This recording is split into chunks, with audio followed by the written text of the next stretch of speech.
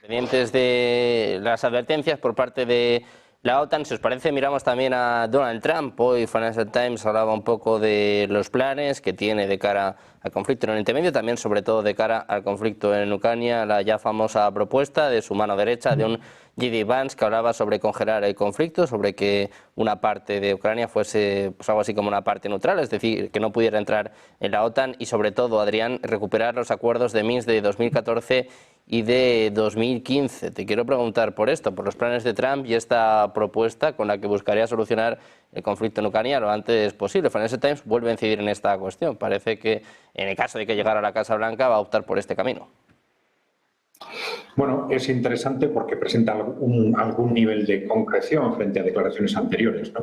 Pero vamos a ver, por ejemplo, los acuerdos de Minsk pues tendrían una aplicabilidad relativa en este nuevo contexto. Una parte fundamental de los acuerdos de Minsk eran las relaciones entre el gobierno central y el Donbass, qué iba a pasar con las regiones del Donbass, etcétera, mientras que ahora estaría claro que esas regiones quedarían incorporadas a la Federación Rusa, con lo cual lo fundamental estaría más bien en lo que nosotros llamamos la futura configuración institucional del resto de Ucrania. Y esto sí, la verdad es que encaja en las estrategias que se están planteando desde los países emergentes. Es decir, la cuestión clave aquí no es cuando termine la guerra qué regiones de Ucrania quedan incorporadas a Rusia, sino qué pasa con el resto. Primero, bueno, esa sería la primera cuestión clave. ¿Qué pasa con el resto? Porque, claro, estamos hablando sobre todo, y antes de iniciar el conflicto, Rusia dejó perfectamente claro que la base del problema era la necesidad de un marco de seguridad estratégica en Europa.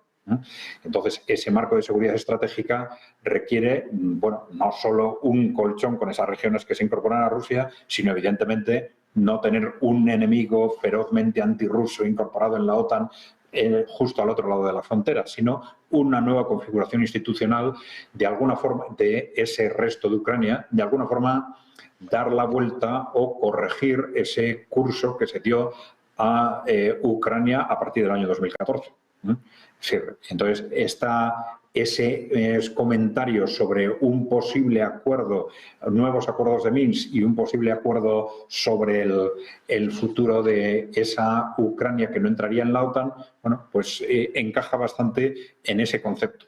Una nueva configuración institucional de Ucrania que no sería, como se está dando a algunos por supuesto, ni una Ucrania incorporada a la OTAN, ni una Ucrania que mirara al oeste. Podría ser perfectamente una Ucrania que mirara al este, incluso que mantuviese al de unos pocos años una relación con Rusia, pues como la que mantiene Bielorrusia, por ejemplo. ¿Por qué no? Sería un entorno perfectamente claro, ¿no? Pero hay otra cuestión, además de esto, que no se han mencionado desde el equipo de Trump, probablemente porque es más delicada, que bueno, ese contexto de seguridad estratégica en Europa va también más allá de Ucrania. Es decir, no tiene sentido el que se acuerde qué va a pasar con Ucrania y que, sin embargo, se mantenga una OTAN justo al otro lado de la frontera de Ucrania, una OTAN también ferozmente antirrusa y obsesionada con una guerra con Rusia.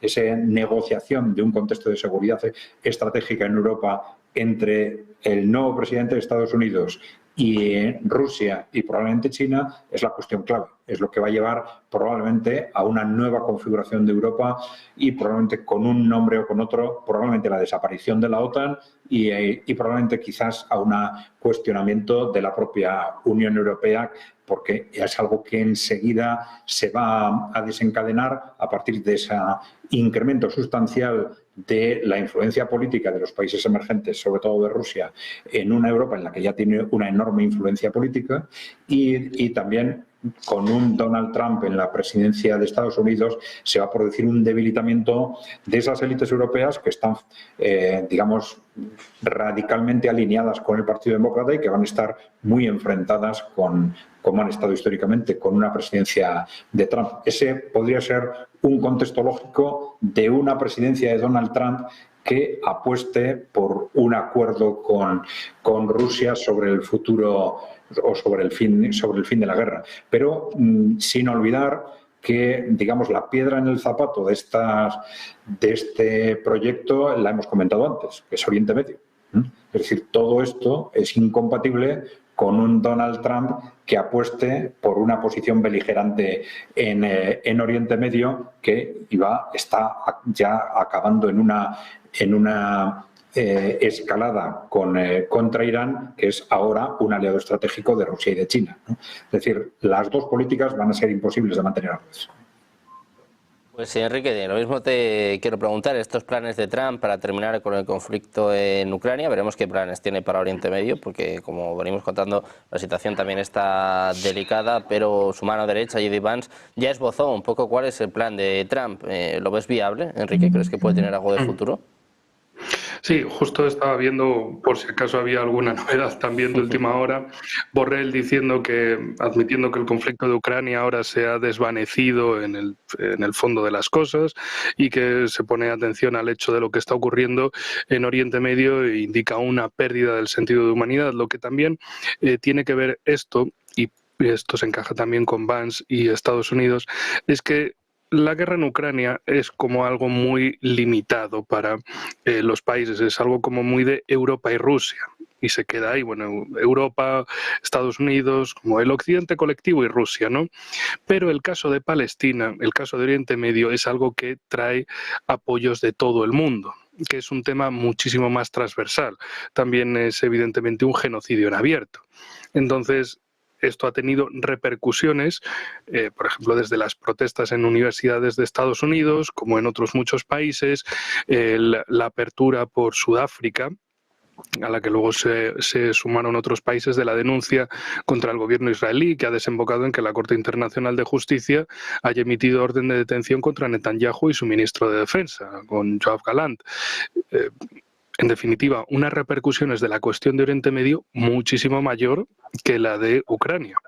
Que la de Ucrania parece que es una cosa del norte mundial, aunque tiene mucho más impacto del que parece, pero la cuestión de Palestina, Oriente Medio, es algo que transforma a todo el mundo y que al final posiciona a todo el mundo y trae apoyos y detractores de todo el mundo. Entonces, por eso es un escenario tan sumamente importante para la dirigencia o lo que sea que haya mandando en la Unión Europea y en otros países miembros, y también para el gobierno estadounidense o el futuro gobierno estadounidense, ese tándem Trump-Vance. Entonces, para ellos lo que quieren es quitarse inversiones negativas, como es la de Ucrania, es decir, vamos a dejar de gastar miles de millones de dólares en esto, porque claramente no se está ganando y no se va a ganar, y hay que centrarse en el punto céntrico, que es Oriente Medio. Está la cuestión de Israel, porque al final Trump y Vance son pro-israelíes, como prácticamente toda la élite política en Estados Unidos, y está la cuestión del petróleo, del gas, la posibilidad esa de la, entre comillas, ruta de la seda a la estadounidense, de la India, Oriente Medio, Europa, en Oriente Medio pasando por Emiratos Árabes Unidos, Arabia Saudí, Israel, y también metiendo Jordania de refilón, y luego hacia Europa. Y hacerle así la competencia geoeconómica a China, que es otro de los factores fundamentales. Por supuesto, con el petróleo y gas de trasfondo en todo ello. Entonces, por eso Estados Unidos ve que lo de Ucrania lo pueden resolver rápido, lo pueden dejar ahí. Lo de Taiwán, sin escalada por ahora, pero sobre todo centrándose en el punto básico, Oriente Medio. Pero una vez cabe hacerse la misma pregunta. ¿Y cuál es la solución de Estados Unidos? La de Netanyahu es matarlos a todos, sí, pero la de Estados Unidos, ¿cuál es? O la que los estadounidenses puedan apoyar. Porque del otro lado sí que se habla de la solución de los dos estados, de un estado palestino en las fronteras reconocidas de 1967, etcétera, y eso ya son unas condiciones de alto el fuego. Pero claro, el reconocimiento de una estatalidad palestina por parte de Israel significa el reconocimiento de unas fronteras, de un territorio inviolable, y eso es algo que no están dispuestos a aceptar, porque no están dispuestos a detener su política de colonización, tanto en Gaza como en Cisjordania, como también en los Altos del Golán, y ahora buscan hacer lo mismo con el sur del Líbano, de vaciarlo de población. Estaba viendo vídeos de los ataques israelíes hoy sobre la ciudad de Tiro, descomunales, y también llaman a que la población de la ciudad de Tiro abandone la ciudad y huya hacia el norte. Es decir, siguen haciendo el mismo plan que con Gaza el año pasado, que la población se vaya, que los del sur se vayan un poco más hacia el centro, que luego del centro se vayan al norte y básicamente que se vayan de ahí, que molestan, que todos son terroristas para Netanyahu y compañía. Y claro, eso, pues Netanyahu y sus sionistas y colonialistas pueden decir lo que quieran, pero Estados Unidos al final es quien pone el dinero, quien les brinda las armas, quien les sostiene. Y en caso necesario es también quien les pone las tropas, como en los sistemas antiaéreos THAAD, que les ha mandado un sistema antiaéreo y 100 soldados estadounidenses que son los que manejan esto. Entonces, ¿esto hasta qué punto van a seguir escalando y cuál es la manera, cuál es el escenario de victoria para Estados Unidos en todo esto? Bueno, pues muy pendientes de Estados Unidos, de Donald Trump, a poco más de una semana para las elecciones. Desde luego, los conflictos geopolíticos van a ser decisivos para estas elecciones, para ver quién va a ganar. Armando, te quiero preguntar por esto, por este plan de Donald Trump, si crees que es viable, si crees que tiene algo de futuro en este sentido. Bueno, Donald Trump se ha vendido como el presidente que no invadió ningún país durante su mandato, en clara contraposición a la mayoría de los presidentes del siglo XX y XXI. Se ha vendido también como un negociador, como alguien que es respetado en la arena internacional y como alguien que construyó relaciones estrechas y directas con algunos líderes globales que eran claramente opositores o contrarios al sistema americano. Entre ellos, obviamente, se encontraba Putin, con quien dice tener una buena relación y que parece que así es, o hay evidencia de que así es por la interacción entre ambos que hemos venido conociendo, y que confía en que esta relación personal pueda facilitar la resolución del conflicto en Ucrania. Recordemos que para Trump este es un tema también personal. Él quiso utilizar la información confidencial que tenía Zelensky sobre el hijo de Biden para procesar penalmente su participación en este país, en el sector petrolero. Zelensky no lo apoyó, no le dio la información, se sumó a la causa de Biden, que luego llegó a la presidencia, y digamos que Trump se quedó muy molesto y muy dolido con esta situación. Llegando al poder, obviamente él considera a Zelensky un estorbo para la negociación, hay una mala relación entre ellos y además tiene mucha presión por parte del Partido Republicano e inclusive del Demócrata de no seguir asignando grandes cantidades de dinero como lo hacía Biden a la defensa de Ucrania. Si ponemos todo esto en la canasta, pues podemos ver claramente que la postura de Trump en Ucrania va a ser radicalmente diferente. Otra cosa es el tema de Oriente Medio. En Oriente Medio, tradicionalmente, la posición geopolítica de Estados Unidos era de proteger el flujo y el abastecimiento de petróleo, principalmente, y hasta cierta medida de gas natural, por la alta dependencia que tenía Estados Unidos de estos recursos naturales. Sin embargo, desde el 2014 ya es autosuficiente con el fracking, no lo necesita. Canadá es autosuficiente y tiene también la capacidad de exportar. Ya han encontrado otras alternativas, incluyendo Venezuela, como aquellas que pueden suministrar esas necesidades que ya satisfacen casi en su totalidad ellos mismos. Entonces, en este contexto, la posición ya no es estratégica en el sentido de bienes que puedan representar un factor fundamental para el crecimiento económico o el motor de desarrollo de Estados Unidos, sino netamente geopolíticos, de su presencia en la región y de sus alianzas, por ejemplo, con Arabia Saudita o con el propio Israel, para mantener estabilidad en una zona muy volátil, muy conflictiva y que tiene riesgo, como comentábamos antes, de escalar a conflictos inclusive nucleares.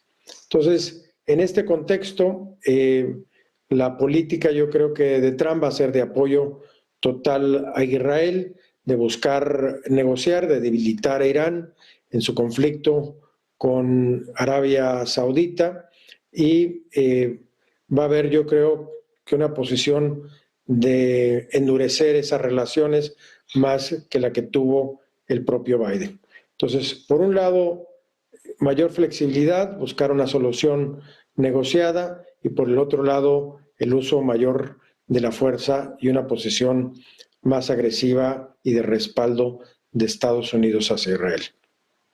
Bueno, pues pendientes de Israel, pendientes también de Ucrania, de las elecciones de Estados Unidos. Como decimos, queda una semana y Donald Trump tiene sus planes muy claros. Ya veremos Kamala, que mañana va a pronunciar este discurso y que, por cierto, hoy a eso de las 7:10 va a hablar. No sabemos si con Beyoncé o no sabemos cuál va a ser la estrella invitada en el día de hoy, pero sí que sabemos que podrán seguirla aquí en la señal de Negocios Televisión. Muchísimas gracias, Adrián, Enrique, Armando. Un placer, como siempre, teneros a los tres por aquí. Muchas gracias. Hasta la próxima. Buen día.